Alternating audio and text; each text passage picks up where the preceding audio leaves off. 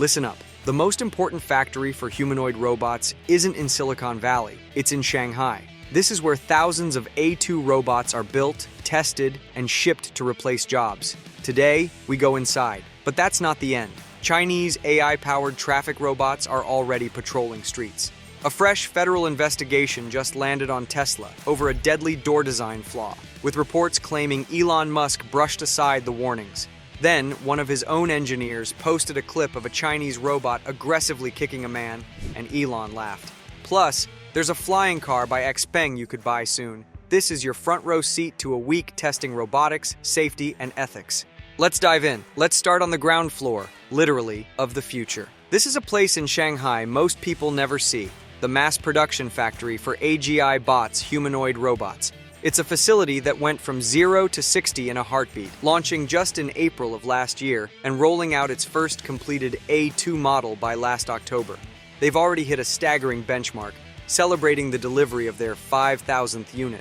That's not a lab experiment anymore. That's an industry. So, how do you build a workforce of thousands of robots? It's a meticulous, almost surgical process.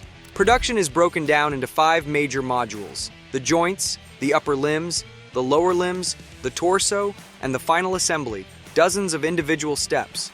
But the real story here isn't just the assembly line, it's the rulebook they brought over from car manufacturing. The team behind this has 30 years in automotive components, and they've applied that relentless focus on quality. Their entire system is built on a foundation called FMEA, a method for predicting and preventing failures. Every part is tracked, every step is monitored in real time. Critical components face brutal performance and aging tests, and every single robot, without exception, must pass a final, comprehensive pre-delivery exam. Safety gets its own dedicated suite of tests, focusing on the radar, sensors, and motion control systems to ensure these machines can navigate our world without a hiccup. And that world is already waiting for them. These A2 robots aren't gathering dust. They're being deployed right now into real jobs, acting as guides and receptionists in museums and banks, performing in entertainment shows. That number, 5,000, proves something crucial. It proves mass production is possible, and more importantly, it proves there's a market. The company's director laid out the strategy clearly. This creates a data flywheel. More robots in the field generate more real-world data. That data trains smarter AI models. Smarter models enable more complex tasks, and the goal for next year? To add a 0 to that production number. The cycle is just beginning to spin. Now, let's lift our eyes from the factory floor to about 1,000 feet up. The scene shifts to Xpeng's headquarters, where not one, but 2 visions of flying cars are coming to life.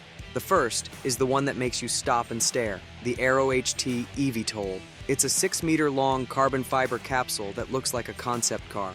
On the road, its wings and propellers hide away completely. Inside, the future feels immediate, a steering wheel that folds away, a glass floor for looking down, and a central joystick that takes over for flight. The co-founder claims a beginner could learn the basics in 3 to 5 minutes. For a drone pilot, maybe 2. But the ambition doesn't stop there. This vehicle is part of a bigger, almost modular ecosystem. That's where the second concept comes in, what they call the land aircraft carrier. This is a larger ground vehicle designed to carry and launch a separate, detachable flying module. Think of it as a mobile home base for your personal aircraft. The vision is for a network of flying camps where you could drive in, release the Evo, and take off for a scenic tour or even intercity travel. The most grounded detail might be the most surprising. The target price for the eVTOL is around $142,000, aiming for the road and sky by 2030. It's a vision that swaps science fiction for a very near-future spec sheet. They're not just building a flying car, they're architecting a whole new way to move. Stepping out of the factory and directly into the morning commute, we find a robot that already has a day job. In the Binjiang district of Hangzhou, at the intersection of Binsheng and Shanghai roads, you'll now find Hangzhou number 1 on duty. This is a 1.8-meter tall humanoid developed by the local traffic police tactical unit, and it's already deployed. So what's its beat? The robot is designed to support human officers, especially during peak traffic. It mimics the standard gestures of a traffic cop: stop, go, wait, and its signals are synchronized with the actual traffic light system. It even has a digital whistle, but its real power is in its vision. Packed with cameras and sensors, it runs a live AI model that constantly scans for violations: riders without helmets, vehicles crossing the stop line, jaywalkers. When it spots one, it doesn't get angry. It issues a calm, pre-recorded voice reminder to correct the behavior. Every incident it detects is logged and sent back to the police database. It runs on a swappable battery, good for 6 to 8 hours, and the engineers are in a constant feedback loop, reviewing footage to teach its AI to ignore false alarms like shifting shadows or wind-blown debris. This is a test case, a force multiplier that gives us a live look at how AI and robotics begin to integrate into the daily flow of city management. Switching gears to a much more serious story on the hardware-software frontier, where innovation meets a critical safety test. Tesla is facing a renewed and intense spotlight on the electronic door release systems in its vehicles, highlighted by two major developments this week. First, a detailed investigation by Bloomberg cites sources claiming that during the Model 3's development, engineers warned Elon Musk about a fundamental flaw in the design of the electronic door releases. The report alleges Musk insisted on their use regardless. The core problem is this: the primary release depends on the car's 12-volt battery. A manual release is installed as a backup to meet safety standards. In a severe crash where that 12-volt system fails, which it can, occupants may not know how or be able to find the manual way out. This is not exactly a theoretical worry. The second development makes it tragically concrete. The National Highway Traffic Safety Administration has opened a new investigation specifically into the Model 3. The probe was triggered by a complaint letter from a 2022 Model 3 owner in Georgia.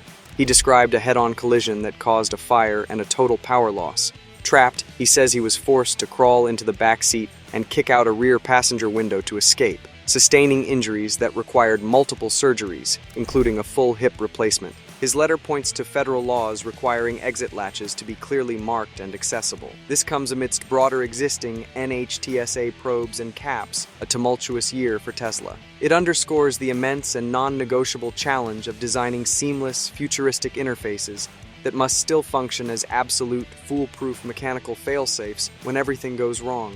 And for our final story, a moment of chaotic robot comedy that went viral in the best way.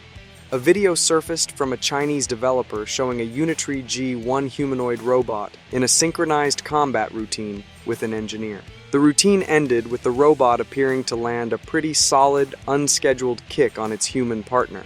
The clip got shared by Tesla's Cybertruck lead engineer, Wes Merrill, with Elon Musk himself dropping a laughing, crying emoji in the comments. It was a hilarious, slightly concerning moment, but Unitree, the company that makes the G1, was quick to clarify.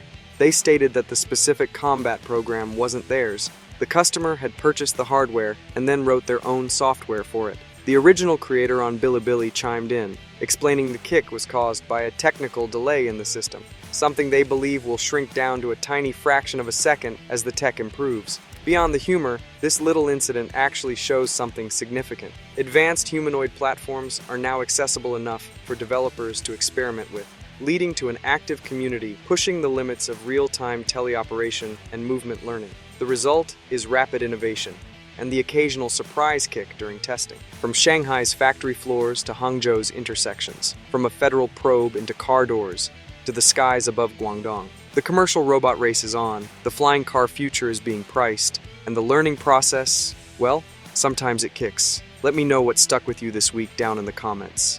If you want more breakdowns like this, hit like and subscribe. Thanks for watching. Until next time.